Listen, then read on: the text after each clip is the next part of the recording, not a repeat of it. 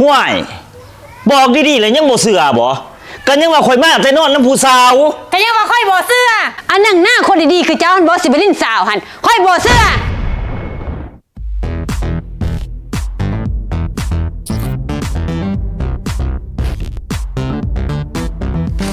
จอยจะมาได้ใส่มัดคืนซอดแจงเบิ่งผุนหัวยุ่งหัวหย่องอยู่โอ้ยมาแต่นอนน้ำผู้สาวเมื่อคืนนี่ไปดินน้ำโมไปพ่อผู้แสผู้สาวล่มไปล่มมาถือข้อกันก็เลยไปนอนน้ำเขาโอ้ยค่อยบ่เสื้อจะดอกเบิ่งค่อยสิดมเบิ่งนี่เห็นดิเพิ่นสิมีกลิ่นอีสังเขาไปนอนกับผู้สาวต้องมีกลิ่นน้ำหอมเอ้าเว้าสู่ฟังก็ยังบ่เสืออยู่ข่อยไปนอนน้ำผู้แสผู้สาวอีหลี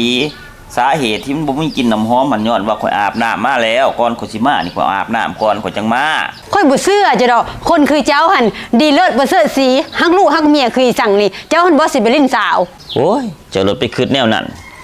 ผู้ชายในโลกนี่มันบ่มีดอกเห็นผู้แสผู้สาวแหละสิบ่ลิ้นหั่นร้อยทั้งร้อยมันก็ลิ้นหมดแต่แน่ผู้ชายหั่นต่างแต่ว่าสิลิ้นน้อยหรือลิ้นหลายเท่านั้นแหล้ว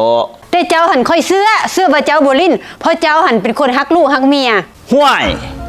บอกดีๆเลยยังบ่เชื่อบ่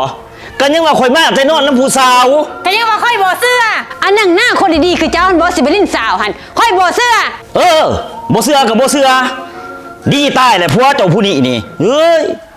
ก็ดีค่อยยอมรับว่าเจ้าเป็นคนดีเจ้าฮักลูกฮักเมียให้สิเสื้อคนดีๆคือเจ้าหันบ่สิไปลิ้นแซ่ลิ้นสาว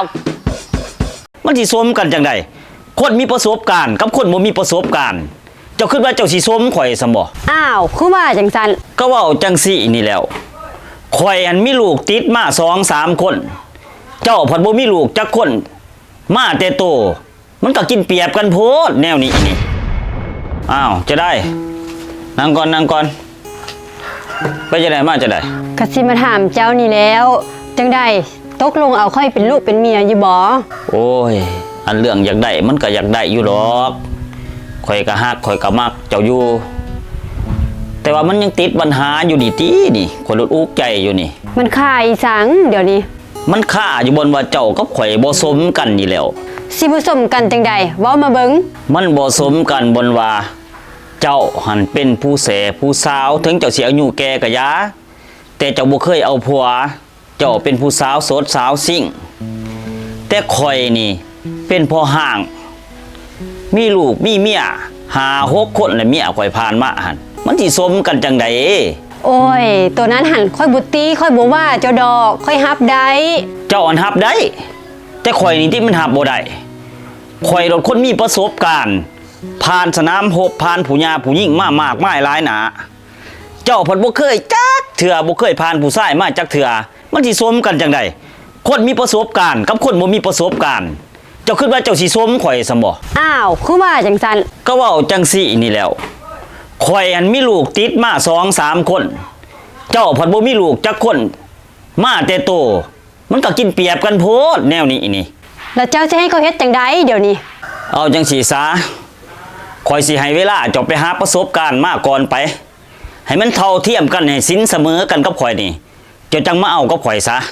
หาประสบการณ์แนวใดอีกก็ให้เจ้าห่อนไปหาเอาลูกเอาผัวขี้ร้ายมันได้จัก 2-3 คนแล้วก็ให้มันมีลูกติดมาจัก 2-3 คนจังมาเอากับข่อยมันจังสิบ่มีไผได้เปรียบเสียเปรียบเอาจังซั่นบ่จอยก็เอาจังซั่นหั่นแล้ว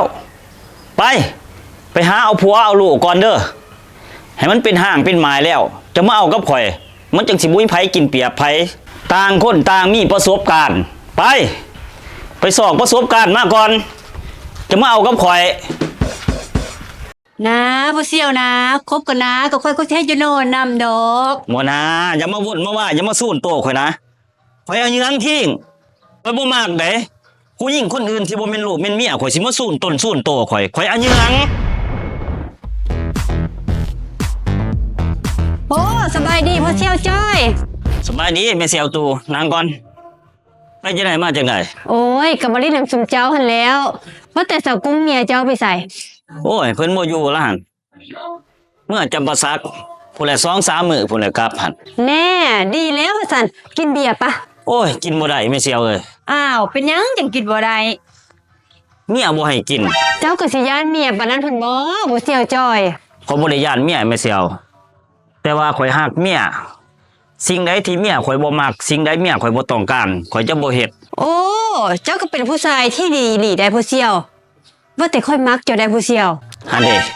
เอาอีกแล้วเด้บ่อึดคนมากข่อยหั่นข่อยยอมรับว่าข่อยรอข่อยเท่ข่อยสมาร์ทแต่ปัญหามันอยู่บนว่าข่อยมีเมียแล้วจะสิมามักข่อยเฮ็ดหยังข่อยมีเมียแล้ว มีเมียแล้วก็สิเป็นหยังค่อยบ่ได้มักเมียเจ้าค่อยมักเจ้า หั่นเด้ผู้หญิงผู้ใดเห็นข่อยก็มักข่อยก็เว้าคือเจ้านี่แหละ ว่ามักข่อยบ่ได้มักเมียข่อย แต่ข่อยบ่เป็นจังซั่นใดข่อยคนฮักลูกฮักเมียข่อยซื่อสัตย์กับลูกกับเมียข่อยบ่มักแบบนี้หั่น นะผู้เสี่ยวลองคบกันนะกับค่อยแซ่บใด โอ้ยสิเว้าเรื่องแซ่บพันบ่เมียข่อยแฮงแซ่บ นะผู้เสี่ยวนะคบกันนะกับค่อยก็สิให้อยู่โน่นนำดอก บ่นะอย่ามาวนมาว่าอย่ามาสู้นโตข่อยนะข่อยเอาเหยืองคิงข่อยบ่มักเด้ผู้หญิงคนอื่นที่บ่แม่นลูกแม่นเมียข่อยสิมาสู้นต้นสู้นโตข่อยเอาเหยือง โอ้ยผู้เสี่ยวจ้อยอย่าว่าจังซั่นนะค่อยสะอ่อนเจ้าเด้เจ้าจะเป็นหล่อจะเป็นเท่